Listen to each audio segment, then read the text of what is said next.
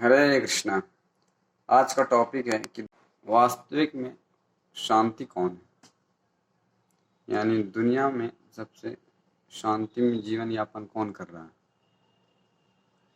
तो भगवान यहाँ पे बताते हैं, अपूर्यमाणम अचलम अप्रतिष्ठम समुद्र अपा प्रविशन्ति अद्वता तद्वता कामायम प्रविशन्ति सर्वे स शांति अपनोति न काम कामी। इसका अनुवाद इस प्रकार है,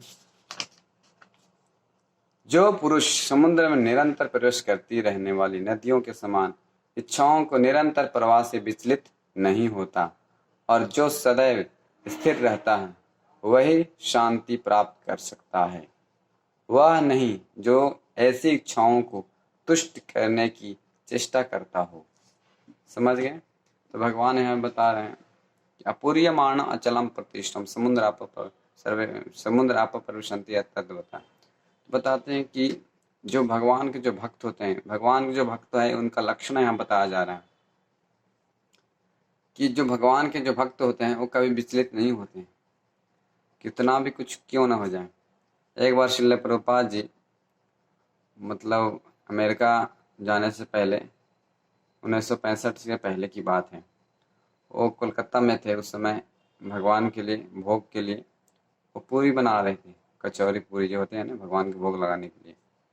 और उस समय मतलब बहुत से अलग अलग उधर चल रहे थे, मतलब महामारी, अकाल, बमबाजी सब कुछ हो रहा था, मतलब आतंकवादी सब हो रहा था। तो उसमें बम भी गिर रहे थे।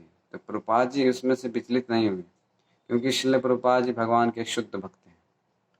तो उनके शुद्ध भक्ति का पता कब चलता है कि जब हम विकट परिस्थिति में, विषम परिस्थिति में हम विचलित नहीं होते। वो भगवान पर आश्रित रहते हैं हमेशा, क्योंकि मारे कृष्णा राखे के और राखे कृष्णा मारे के।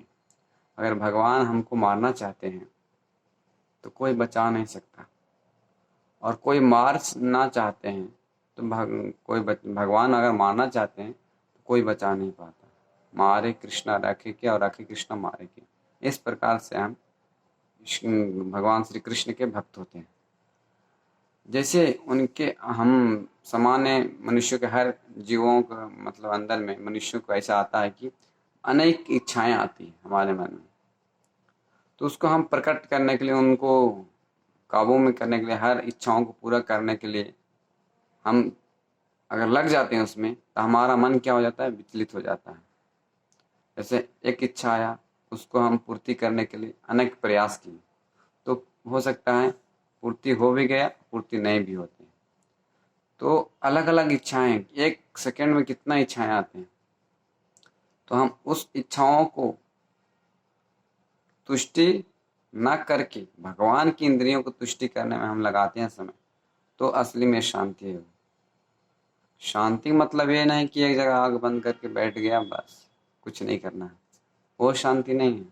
शांति कब मिलती है, जब हम भगवान की सेवा में नियुक्त हो जाते हैं, भगवान की सेवा में पूरी तरह से संलग्न हो जाते हैं, वो शांति है। ऐसे श्री चैतन्य चरितमृत मतलब बताया गया है कि मुक्ति भुक्ति सिद्धि कामी सकला शांत कृष्ण भक्त निष्काम अतएव शांत। जो कृष्ण जो भक्त होते हैं वो हमेशा शांत रहते हैं। क्यों? क्योंकि वो जानते रहते हैं कि हमारा पिता, माता, स्वामी, सबका ब्रह्मांड का मालिक वही कृष्ण है। तो विचलित नहीं होता है। जैसे मान के लिए एक छोटा बच्चा रहता है, अपनी माँ के गोद में खेलते रहता है, अगर जाता है तो समझता है कि मेरी माँ रक्षा करेगी, तो इस तरह से निश्चित रहता है। उसी प्रकार जो भगवान के भक्त होते हैं वो विचलित नहीं होते हैं। जैसे समुद्र में भी बहुत से लहरें आते हैं और बहुत से नदियाँ उसमें प्रवेश करती है समुद्र में, तो समुद्र विचलित नहीं होता, अपना सीमा का उल्लंघन नहीं करता। तो उसी प्रकार से कृष्ण के भक्त होते हैं, वो उसमें बहुत सी इच्छाएं आते हैं, लेकिन हर इच्छाएं भगवान से संबंधित होती है तो उसको तुष्टि करते हैं, नहीं कि भौतिक इच्छाएं तुष्टि करने के लिए वो चेष्टा नहीं करता है। तो उनका मन स्थिर रहता है और मतलब हमेशा भगवान के स्मरण में रहता है।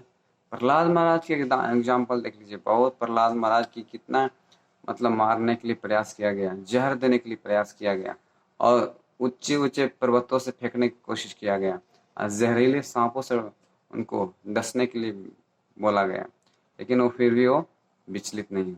क्यों? क्योंकि भगवान के लीलाओं में इतना मगन थे प्रहलाद महाराज को थोड़ा भी विचलित नहीं हुए। इसको बोलते हैं कृष्ण का भक्त।